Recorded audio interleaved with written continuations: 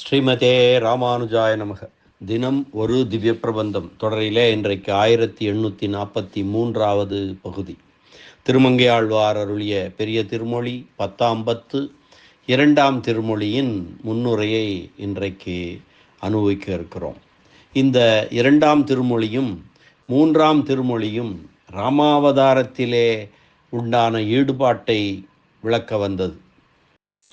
10ஆம் பத்தின் முதல் திருமொழியில் ஆழ்வாருக்கு இந்த கொடுமையான உலகத்திலிருந்து நலம் அந்தம் இல்லதோர் நாடாகிய பரமபதத்திற்கு செல்ல வேண்டும் என்ற விருப்பம் கிளர்ந்து, எம்பெருமான் இனி நம்முடைய விருப்பத்தை நிறைவேற்றாமல் விடமாட்டான் என்கின்ற நிச்சயமும் தோன்றி, பரமபதத்திற்கு பயணம் புறப்படுவதற்காகவே மகிழ்ச்சி கொண்டு பிறந்தகத்திலிருந்து புகுந்த வீடு போக புறப்படுகின்ற பெண் தான் நெடுநாள் வசித்த இடத்திலே தன்னோடு மிகவும் முகம் பழகி நட்பாக இருந்த சில பெண் பிள்ளைகளை சென்று பணிந்து, நங்காய் நான் போய் வருகிறேன், மாதே நான் போய் வருகிறேன் என்று சொல்லி வருவதற்கு சில வீடுகள் ஏறி இறங்குவது போல ஆழ்வாரும் தமது புக்ககமாகிய பரமபத பயணத்திற்கு பூர்வாங்கமாக தமது மிக்க ஈடுபாட்டிற்கிடமான சில திருப்பதிகளிலே சொல்லிக் கொள்வதற்காக நுழைந்து புறப்பட்டார்.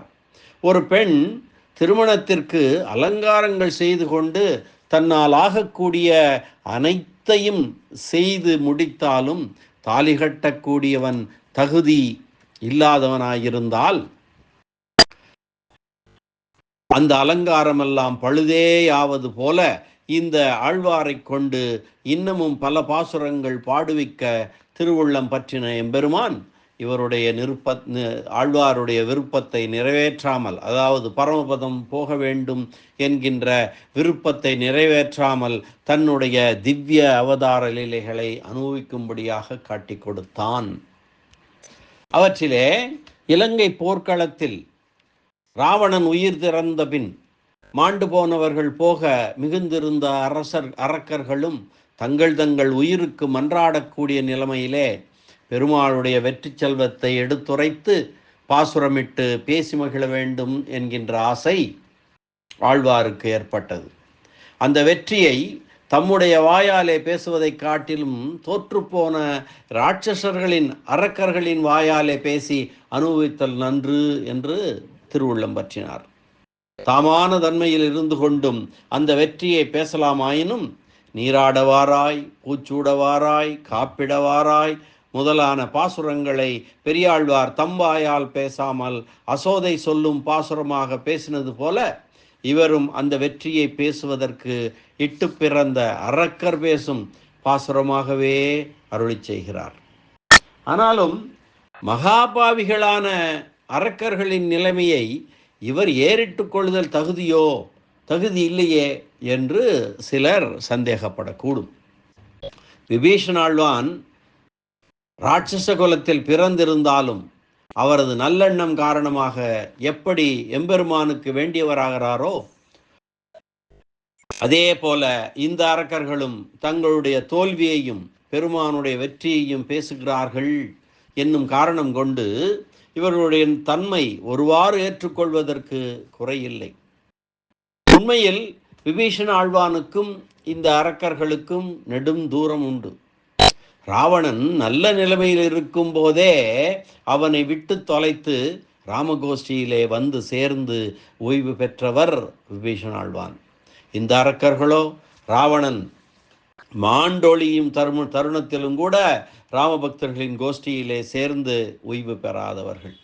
ராவணனையும் மற்றும் பல அரக்கர்களையும் போல எங்களையும் கொன்றொழிக்க வேண்டாம் என்று தங்கள் உயிருக்கு மன்றாடுகின்றார்கள் என்கின்ற அளவே அன்றி விபீஷணாழ்வான் போல உண்மையான சேஷத்துவத்துக்கு, அதாவது உண்மையான அடிமைத்தனத்திற்கு இசைந்து தொழுதிடவில்லை. ஆயினும் ஆழ்வாருக்கு இந்த விஷயத்திலே ஆராய்ச்சி செல்லவில்லை. ஏதேனும் ஒருபடியாலே பெருமாளுடைய வெற்றியை பேசுகிறார்கள் என்னும் அந்த அளவே கொண்டு உகந்து அவர்களின் நிலைமையை தாம் ஏறிட்டுக் கொள்கிறார் எனலாம். இந்த இடத்திலே பெரியவாச்சான் பிள்ளையினுடைய உரை வாசகத்தை நோக்கலாம். தமக்கு பிடித்தமான ராமனின் வெற்றியை எதிரிகள் பெயரில் எழுதப்பட்ட பாசுரத்தாலே அனுபவிக்கிறார். அங்கு நடந்த வெற்றி தமக்கு விருப்பமாகையாலே அந்த வெற்றிக்கு இலக்காய் தோற்ற ராட்சசர் தன்மை பிறந்து பிராட்டிமார் தசை பிறந்து நாயிகா பாவத்தில் பேசுவது போல சாமான தன்மை தோற்றாமல் தோற்ற ராட்சசர் பாசுரத்தாலே ராமஜெயத்தை பேசி அனுபவிக்கிறார் என்கிறார் வியாக்கியான சக்கரவர்த்தி. இந்த திருமொழியும் சரி, அடுத்த திருமொழியுமாக 2 திருமொழிகளும் இப்படியே செல்கின்றன. இந்த திருமொழியில் பாசுரங்கள் தடம் பொங்கத்தம் பொங்கோ என்ற முடிவினை கொண்டு முடிகின்றன. இந்த தொடர்மொழி இந்த அருளி செயல் தவிர வேறு எங்கும் பிரயோகிக்கப்பட்டிருப்பதாக புலப்படவில்லை. இது ஒரு சங்கேத சப்தானுகாரம் என்றே தோன்றுகிறது. தோற்றவர்கள் தோல்வியாலே பறையடிக்க ஆடுவது ஒரு கூத்துண்டு. அந்த சப்தானுகாரம் என்ற இந்த அளவே பெரியவாச்சான் பிள்ளையும் அருளி செய்து வைக்க காண்கின்றோம். ஆழ்வார் பரமபதம் செல்ல புறப்பட்டாலும் இவரை கொண்டு மேலும் பல பாசுரங்கள் பாடச் செய்ய திருவுள்ளம் பெற்ற எம்பெருமான் இவருடைய விருப்பத்தை நிறைவேற்றாமல் தன்னுடைய அவதார பெருமைகளை காட்டிக் கொடுத்தான். அவற்றிலே இலங்கை போர்க்களத்தில் ராவணன் உயிர் துறக்கும் அளவிலே மாண்டு போனவர்களைத் தவிர மிச்சமிருந்த அரக்கர்கள் தங்கள் உயிர்களுக்கு மன்றாடும் நிலையில் பெருமாளுடைய வெற்றி செல்வத்தை எடுத்துரைப்பதாக இத்திருமொழியும் அடுத்த திருமொழியும் செல்கின்றன என்பதுதான் கருத்து. இந்த திருமொழி பாசுரங்கள் எல்லாம் தடம் பொங்கத்தம் பொங்கோ என்று முடிகின்றன. இது ஒரு சங்கேத ஒலிக்குறிப்பு என்பர். இதன் பொருள் தடம் உயர்ந்த இடமான ஸ்ரீ ராமபக்ஷம், பொங்க மேலோங்க, அதனால் தங்களுக்கு பொங்கியிருத்தலாம். பொங்கத்தம் பொங்கோ சப்தோச்சாரணம், தோற்ற தோல்வியாலே பறையடித்து கொண்டு பாடி ஆடுவதொரு கூத்து.